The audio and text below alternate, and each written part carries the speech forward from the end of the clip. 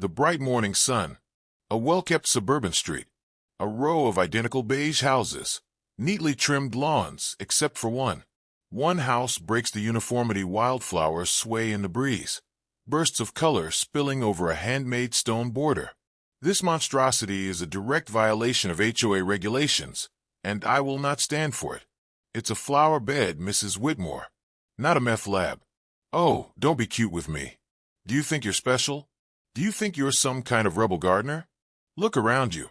Does anyone else have this eyesore in their yard? I glance up and down the street. She's right, every yard is the same. Carbon copies of each other. But that's the problem. Maybe they would if you stopped threatening to fine them into submission. Murmurs rise from the handful of neighbors who have gathered. Some shift uncomfortably. Others watch with barely hidden amusement. Everyone loves a fight when it's not their battle. Oh, please. You were warned. Repeatedly. And now I'm done being nice. She waves a piece of paper in my face. You have 7 days to rip this out, or the HOA will take action. And trust me, sweetheart, we will win. I snatch the letter from her hand, scanning the bold, official print. Violation of HOA regulations. Unauthorized landscaping. Immediate compliance is required. Me smirking. Do you mean the same regulations that say landscaping projects enhancing the local ecosystem are exempt from these so-called aesthetic guidelines? MRS. Whitmore's face twitches. Just for a second. A flicker of uncertainty. Don't try to play lawyer with me. You smug little. Whoa, easy there, Karen. Laughter. Someone gasps. Mrs. Whitmore whirls around, eyes searching for the culprit, but no one steps forward. She seethes. Enough of this bullshit. You have 7 days, or you'll be dealing with more than a fine. We'll take legal action, and when you're drowning in court fees, don't come crying to me. She storms off, heels clicking angrily against the pavement. The crowd begins to disperse, but not before a few neighbors linger. Let this one go. She's got the whole board behind her. She's wrong, and I can prove it. I glance at the paper again. 7 days. 7 days to either back down or fight. I choose to fight. I am in my home office, laptop open. HOA bylaws are spread across the desk. Highlighter in one hand, coffee in the other. Scanning, searching, strategizing. If Whitmore wanted a war, she was about to get one. Stacks of HOA documents are spread across my desk. The laptop screen glows in the dimly lit room. Fingers drum against the desk. My cursor hovers over the bylaws PDF. I scroll. Stop. Scroll again. There it is. Me, whispering to myself. Gotcha, you smug little tyrant. I grab my phone, snapping a screenshot of the clause that proves I'm right. Landscaping initiatives that support local ecosystems cannot be forcibly removed. You messed up, Whitmore, and I'm about to shove this rule so far down your throat, you'll be burping wildflowers. A brilliant sunrise casts a golden light over my flower bed, making the colors even more vivid. Bees buzz lazily. Birds chirp. It's perfect. Except for one thing. A lawnmower engine roars to life down the street. I look up. 2 HOA board members, Greg and Lisa, Mrs. Whitmore's lackeys, march down my sidewalk, smug as hell. Hate to do this to you, neighbor, but orders are orders. Lisa, arms crossed. You had your warning. Time to clear it out. Greg gestures toward my flower bed, like he's about to personally rip it out with his bare hands. You touch anything, and I swear I will have you charged with property destruction so fast, your head will spin. Tough talk. You want to take that risk? I hold up my phone, recording everything. Smile for the camera, Greg. I wonder how the city's zoning board will feel about a bunch of HOA goons trespassing and vandalizing private property. Greg's smirk vanishes. Lisa nudges him. We'll handle this another way. They turn and walk away. But I can tell they're planning something. I sip my coffee, stare at my laptop screen, and refresh my email inbox. Then, a new message from the HOA. Me reading aloud. As of today, you are being fined $500 per day until the removal of unauthorized landscaping. Noncompliance will result in legal action. My blood boils. $500 a day. That's insane. I storm into the HOA office, documents clutched in my fist. Mrs. Whitmore is behind her desk, smug as a cat that just ate a canary. MRS. Whitmore barely looking up. Ah, finally coming to your senses. Me, slamming the papers down. You're violating your own rules. You cannot fine me for this. It's right here in your bylaws. MRS. Whitmore picks up the papers, glances at them, then tosses them aside like garbage. Oh, honey, do you think that matters? Me, voice rising. It's legally binding. You can't just ignore it. MRS. Whitmore leans in, lowering her voice to a hiss. You don't get it, do you? It's not about the rules. It's about who has the power to enforce them. And spoiler alert, that's me. I gripped the edge of the desk, knuckles white. She just admitted it. This was personal. You have 4 days left. Enjoy them. I pace my office, running through every interaction, every fine, every threat. There's a pattern here. And then, I pull up old HOA complaints. There's a trend. A neighbor was fined for planting a vegetable garden. A retired teacher was fined for having a small birdhouse. A single mom was fined for painting her door blue instead of the approved beige. And in every case, Mrs. Whitmore personally signed off on the fines. Holy shit, she's been doing this for years. I dig deeper, pulling up city zoning laws. And that's when I find it. A loophole. A legal exemption that overrides HOA rules when a property is designated a certified wildlife habitat. I grab my phone and dial a number. Mayor's assistant over the phone. Office of Mayor Richardson, how can I help you? Me, steadying my voice. I have a situation involving HOA corruption and a legal exemption that I think your office might be interested in. The sound of paper slapping against my door wakes me up. I groggily get up, shuffle to the front door, and yank it open. The crisp morning air does nothing to cool the rage boiling inside me as I see it. Another notice. I tear it off and scan the words, my heart pounding. Immediate action is required. A fine balance, $2,500, and increasing daily. Failure to comply will result in a property lien and legal proceedings. Oh, these bastards. Before I can even process it, a white HOA truck creeps to a stop in front of my house. 2 men clipboard-wielding HOA inspectors step out, dressed like they're about to perform open-heart surgery on my goddamn yard. We're here to document violations for the legal case. You mean the bullshit case your dictator-in-chief is trying to build? You don't have a leg to stand on. We're just doing our job. Yeah, well, I'm doing mine protecting my damn property. You take one step onto my lawn and I swear to God, I will file a trespassing complaint so fast, you won't have time to wipe the HOA's boot prints off your asses. The inspectors hesitate. One of them looks nervous. Good. But then, Mrs. Whitmore herself steps out of her SUV, watching from the curb like a vulture waiting for roadkill. Do it, she calls out. Take all the pictures you need. The inspectors raise their cameras. I step forward and block their shot. Hope you're getting my good side, assholes. One of the inspectors sighs, mutters something under his breath, and they back off. For more days, sweetheart. She gets back into her SUV and peels off, leaving a dust cloud of bullshit in her wake. My fists clench so tight that my nails nearly pierce my palms.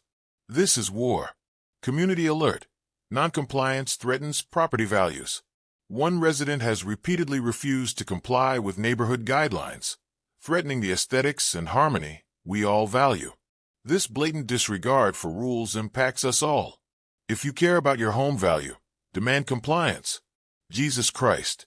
As I read, I noticed neighbors standing in small clusters, whispering, glancing at my house. Asterisk, asterisk, some avoid my eyes. Others watch me with curiosity. I march across the street where Linda, a retired teacher and longtime resident, stands with 2 others, asterisk. Me, waving the flyer. Are you seriously buying into this bullshit? Linda, uneasy. Look, I don't agree with the HOA's tactics, but this is a nice neighborhood. We all moved here for that. A nice neighborhood isn't about perfect lawns. It's about decent people. Do you want to live in a place where a handful of power-hungry idiots can bulldoze anything that doesn't fit their mold? Linda shifts uncomfortably. But then, someone steps forward. Jason, a younger guy, voices firm. I think it's bullshit. I blink. Jason barely ever talks at HOA meetings. If they're going after you today, they'll go after someone else tomorrow. This isn't about a flower bed. It's about control. More whispers. More shifting. The cracks in the HOA's power structure are starting to show. Good. I wake up to a horrible grinding noise. I sprint outside and freeze. 2 men in HOA-branded uniforms are in my yard, with shovels. You sons of HOA. I charge down my steps. One of them rips out a handful of wildflowers and throws them into a black trash bag. They barely look at me. They keep going. My heart is pounding. My hands shake with pure fury. I turn and grab my phone, dialing 911 so fast I almost drop it. Yes, I need officers at 328 Sycamore Lane. My property is being destroyed right now. The workers hesitate. One of them mutters, "Shit," and the other stops digging. But before they can fully retreat, sirens wail in the distance. I cross my arms, glaring at them. Hope you boys like explaining yourselves to law enforcement. A patrol car screeches to a stop. 2 cops step out. One looks at me, the other at the HOA workers, holding uprooted flowers. What's going on here? Me, shoving the HOA's legal threats into his hand. Trespassing, vandalism, harassment. Take your pick. HOA worker, stammering. We were just following orders. Officer, raising a brow. Oh yeah. Whose? Silence. The workers exchange glances. They know they're screwed. Officer, nodding to me. Are you pressing charges? I look at the workers. They're just pawns. My real enemy is sitting in her beige McMansion, probably sipping a glass of HOA-flavored Kool-Aid. Not yet. But if any one of you sets foot on my property again, I will. The workers scatter like cockroaches. The officer hands me back my paperwork. You might want to take this higher up. Already in motion. I pull out my phone and dial the mayor's office. A line of cars floods the parking lot. Neighbors pour in, voices hushed but electric. The HOA board sits at the front like a panel of smug executioners. Mrs. Whitmore dead sent her lips pursed so tight they might snap. I step inside. The air is thick with tension. I'm outnumbered, but I don't need numbers. I need leverage, and I have it.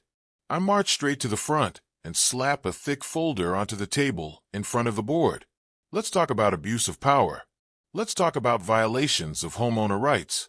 And let's talk about how this HOA has been running a corrupt, self-serving dictatorship for years. Murmurs ripple through the room. Mrs. Whitmore scoffs, but I see it as the first flicker of uncertainty. Oh dear, are we still on about the flower bed? Oh no, we're past that. We're talking about this. Held up a city zoning official's response to my inquiry about HOA overreach.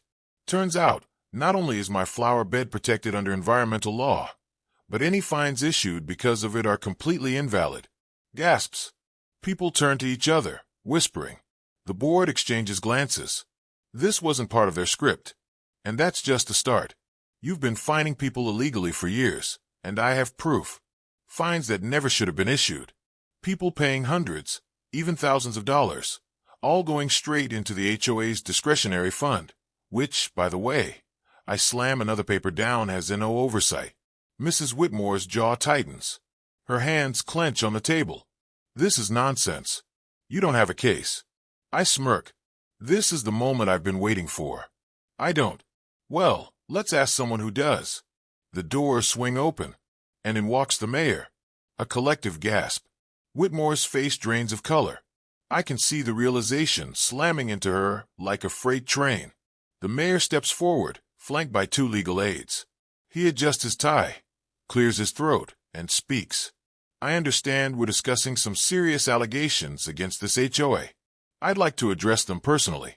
Murmurs explode into full-blown chatter. The board members shrink in their seats. The power dynamic in the room has shifted. Whitmore, ever the snake, tries to regain control. With all due respect, Mayor Richardson, this is a private HOA matter. Not anymore. See, when an HOA operates outside of legal bounds, when it engages in predatory fines and fraudulent financial activity, it becomes a municipal concern. And I, as the mayor, have the authority to step in.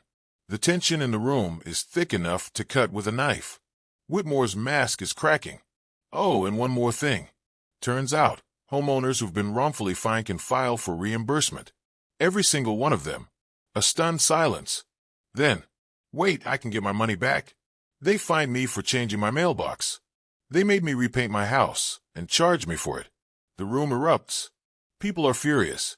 The tide has turned. Whitmore looks like she wants to crawl into a hole. She slams her gavel down, but no one listens. People shout and demand answers. And then, a woman in the back stands up. Linda, the same woman who was hesitant before. But now she looks determined. I make a motion to call a vote of no confidence in this HOA board. A beat of silence. Then Jason raises his hand. I second it. The crowd roars in approval. Whitmore looks around, trapped, cornered, defeated. And for the first time in my life, I see fear in her eyes. A week later, I stepped out onto my porch. My flowers sway in the breeze, untouched. Safe. The HOA board, dismantled. Whitmore, resigned in disgrace. The community, changed forever. A knock at my door. I open it. Linda and Jason stand there, smiling. Linda, handing me an envelope. You should probably read this. I open it. A formal apology from the HOA. And at the bottom, a check. For every single dollar. They tried to fine me. I hope you didn't come here just to hand me my own money. Nah. We wanted to talk about the new HOA leadership. Are you interested? I laugh. Loud. Free. Victorious. Oh, hell no. They laugh, too. And as I look around the neighborhood, one that finally belongs to the people. Not a tyrant. I know one thing for sure. I won. The vote is over. Whitmore is gone. The HOA board, dismantled. The air crackles with something new, something the HOA never let thrive here before. Freedom. As I step out of the meeting hall, neighbors I barely spoke to before nod at me, smile, and even clap me on the back. Jason smirking. So that went well. Me, exhaling, shaking my head with a grin. That was wild. But damn, it was worth it. A couple of elderly residents shuffle past, talking in hushed voices. You know, I paid almost $2,000 in fines over the years. Thought we had no choice. Thought we had to just take it. Elderly woman nodding. Not anymore. A surge of satisfaction washes over me. This wasn't just my fight. It was for every single person who had been afraid to speak up. And now, they knew they had power. I pull out my phone. An email sits unread. From the mayor's office. Me reading aloud. Following our review of the HOA's financial records, we've identified misappropriation of funds exceeding $50,000. The former HOA president, Mrs. Whitmore, is now under formal investigation for financial fraud. Jason lets out a low whistle. Damn. Looks like she won't be running another HOA anytime soon. Me smirking. Nope. More like running from the legal system. For the first time in weeks, I let myself breathe. It's over. And I won. Sunlight filters through the trees. The air smells like fresh earth and wildflowers. I step outside, coffee in hand, and take it all in. My garden, untouched, vibrant, thriving. For the first time in a long time, there's peace. A knock at my door. When I open it, Linda stands there, holding a small potted plant. I figured your garden could use something from me. I take the plant, a small rosemary bush, fragrant and sturdy. It's a peace offering. A symbol. Me sincerely. Thank you. She hesitates, then sighs. I should have stood up sooner. I believed everything they told us, that the HOA knew best. But you showed us we didn't have to just obey. Asterisk, I nod, understanding. People don't always realize they're in a cage until someone rattles the bars. You're here now. That's what matters. She glances at my garden and then back at me. Linda grinning. So what's next? Are you going to run for HOA president? I laugh so hard that I almost drop my coffee. Hell, no. A large banner hangs over a community park. Neighborhood Beautification Initiative. People wander between booths, local gardeners, environmental groups, and even the mayor's office. The entire event is about encouraging people to plant, grow, and fight for what makes their community theirs. And in the center, a table with my name on it. I never thought I'd be here, but the mayor himself called me up and asked me to be a part of the city's environmental initiative. You stood your ground, he said. We need more people like you. So here I am, with a table full of seedlings, gardening tips, and a sign that reads, Your yard, your rules. Jason approaches, arms crossed, smirking. So you didn't want to run for HOA president, but you'll run an entire city program? I pick my battles. A couple of kids run up to the table, pointing at the flowers. Their mom, a woman I recognize from my street, gives me a nod. Thank you, she says quietly. For all of it. Anytime. As I watch people grab plants, ask questions, and share stories, I realize something. This wasn't just about beating Whitmore. It wasn't just about keeping my garden. It was about changing the way people saw their power. And that lasts longer than any flower bed.